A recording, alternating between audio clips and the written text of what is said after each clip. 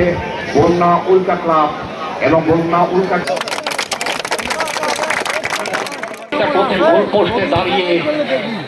মানিকগঞ্জের ঘিওরে দেশি বিদেশি ফুটবলারদের খেলা দেখতে মাঠে ছিল উপচে পড়া ভিড়। ৫ এপ্রিল শনিবার বিকেলে উপজেলার বালিয়াখোড়া ইউনিয়নের বন্যা রহিজমুল্লাহ উচ্চ বিদ্যালয়ের মাঠে এই খেলার আয়োজন করেছে স্থানীয় বন্যা উল্কা ক্লাব। ঐতিহ্যবাহী বন্যা স্কুল মাঠে যেন ক্রীড়াপ্রেমীদের মিলন মেলায় রূপ নেয়।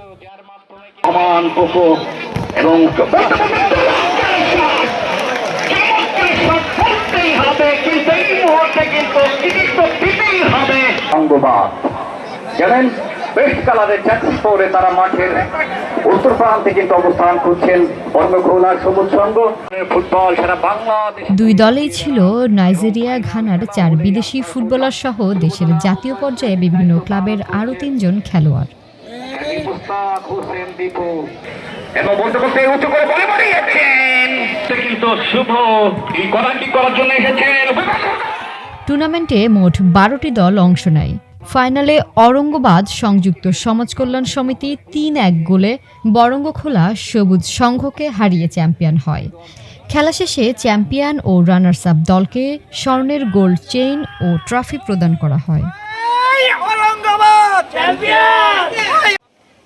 টুর্নামেন্টের আয়োজক জানান, ভবিষ্যতে আরও বড় পরিসরে গোল্ড কাপ ফুটবল টুর্নামেন্টের আয়োজন করার পরিকল্পনা রয়েছে। বর্তমানে সমাজে যেভাবে মাদক ছড়িয়ে পড়েছে, এই ইয়াং জেনারেশনকে মাঠে ফিরিয়ে আনার জন্য আমাদের একটা নির্বাহী কমিটি যে সকল কর্মকর্তা এই ২-৩ দিন যাবৎ ঈদের পর থেকে অক্লান্ত পরিশ্রম করে যাচ্ছে, সবাইকে আমার প্রাণ ঢালা অভিনন্দন জানিয়ে আমি আমার বক্তব্য আপাতত এখানে শেষ করছি।